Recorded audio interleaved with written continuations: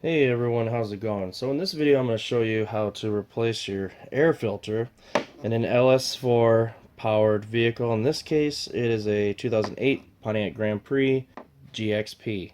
So doing so, replacing your air filter is actually quick and easy. It's sandwiched in these two pieces here in your air filter assembly.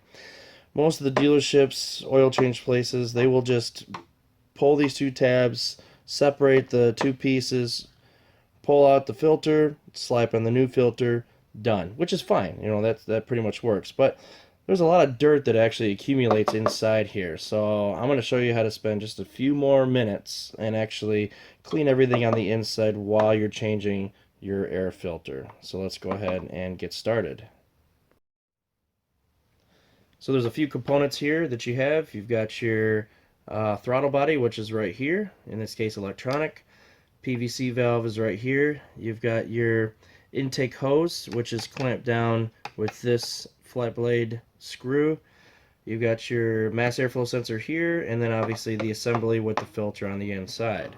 So the first thing that we're going to do is we're going to remove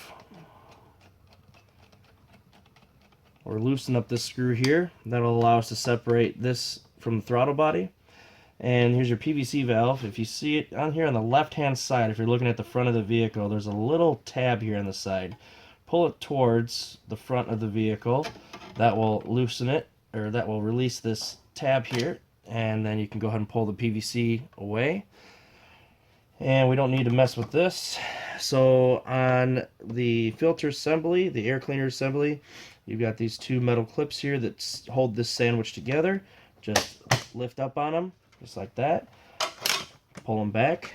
And now, all we have to do, there's 2 feet that are underneath here, and those feet help line up these two pieces together.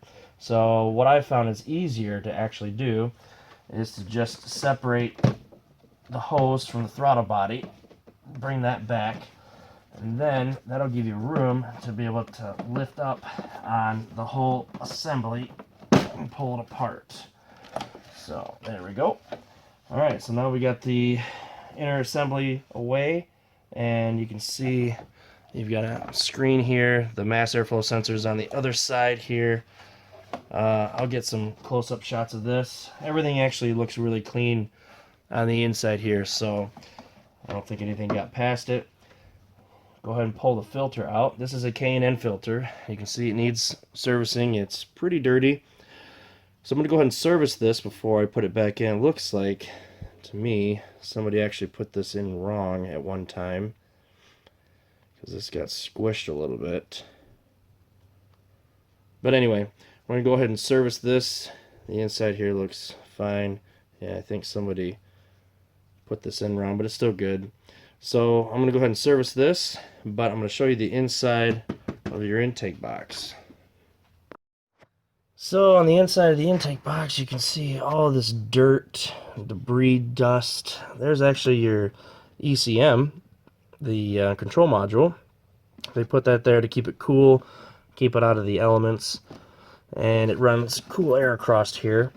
So, and there's actually the intake, the inlet for where the air actually comes in, right there. So, it's pretty dirty, so we're going to go ahead and clean all this out. Inspect your throttle body blade. Make sure you don't have any dirt or anything on the inside of this. You shouldn't, but it's not a bad idea to make sure that that's all cleaned up. And so I'm going to go ahead and clean that up, and then I'm going to put everything back together. The inside of the intake here actually looks pretty good. And you've got your mass airflow sensor, which is right there on the inside. You can see it there. If you're replacing your mass airflow sensor, then this whole thing would come out, but we're not. So we're just doing a filter. Set that back aside, and we'll go ahead and clean this and get everything reinstalled. Okay, so I went ahead and cleaned everything all on the inside here, got the filter cleaned up. So now we're ready to put everything back together. The throttle body looks good, so we're going to go ahead and put our filter back in, and it only goes in one way. You see the K&N logo at the top, And we'll go ahead and slide that in there. Just make sure that it lines up and it kind of snaps into place almost, so it won't fall out. And then you've got your mass airflow sensor assembly here. And there's those 2 feet I was telling you about that are down here. And you got the 2 feet under here. Just make sure those line up. They don't necessarily hook, or at least I've found that they don't, but just make sure that they kind of line up. So the best way to do this is to go ahead and line your intake hose, your throttle body hose, back up. Get that in there.